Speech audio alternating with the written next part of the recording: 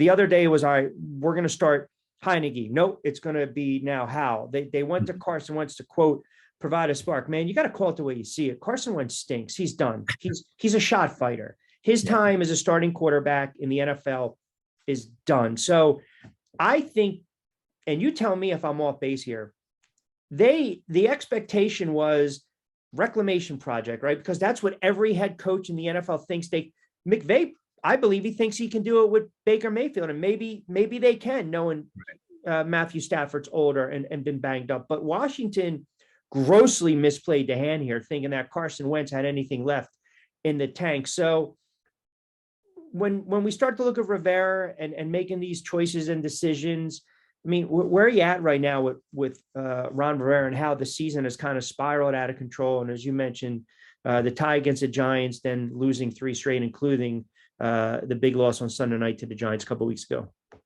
You know, Q, the hard part about this is that you can't help but like Ron Rivera. I mean, he's a good man. He really is. Class act. And these guys really like him. You know, he's got that fatherly figure, you know, type of approach. And a lot of these guys play hard for him. Obviously, you saw the viral video of, you know, him talking to a guy like Jeremy Reeves, who's great stuff several times. I mean, it was heart-wrenching. And you could see, you know, that they care for the guy. But with all that being said, this is a win business. And it's a what have you done for me lately business. And Ron Rivera hasn't really done anything lately. If you go back to his coaching resume, I mean, you go back to his time at Carolina, he probably got fired way later than he should have. He probably should have been fired years before that. But because of him being just a good person and an old football guy, you know, he sticks around.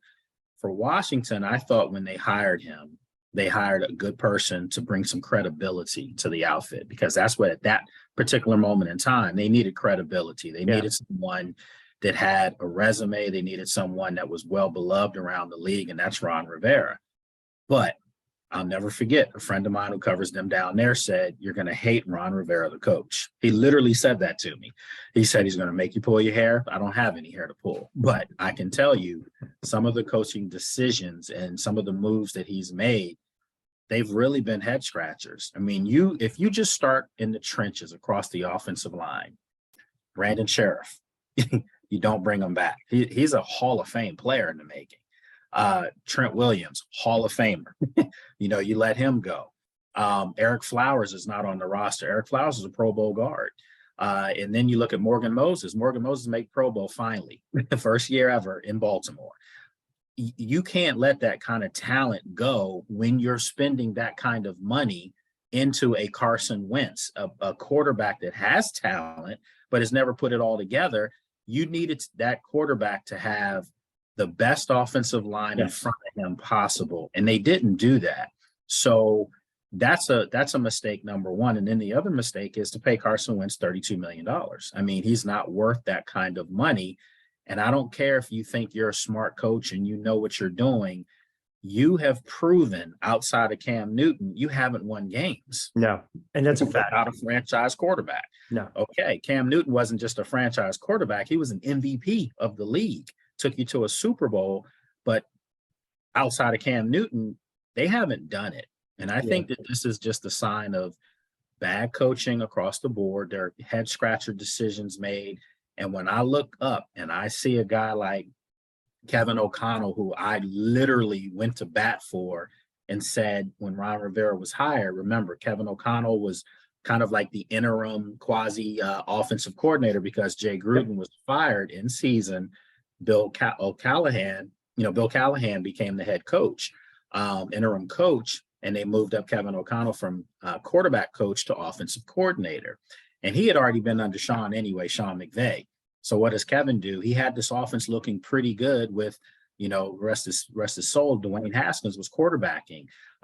You know, they had Kelvin Harmon was looking good as a wide receiver. Steven, can't even think of Steven, what's his last name? He was their slot receiver. They had all these young guys playing well. They didn't retain Kevin O'Connell. Look at what he's doing in Minnesota.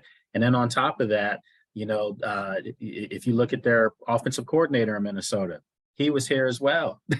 You know, Wes Phillips. He was the tight ends coach here. So all these guys are gone. Zach Taylor, Kyle Shanahan, Sean McVay, Kevin O'Connell, you name it, they all, Matt LaFleur, you name it, they all were in here at some point. Again, I know I'm getting long-winded here, Q, but the point is, it's been a lot of gaffes made across the board. Is that more of a upper management above the pay rate kind of decision as well, and just the really lack of what should be deemed appropriate culture within that organization? I think maybe some of That's that. fair.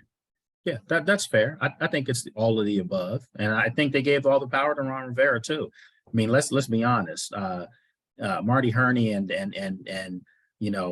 Martin Mayhew, they have titles of GMs. You know, there's 3 GMs, but everyone knows who the ultimate decision maker is. Sure. And that's Ron Rivera.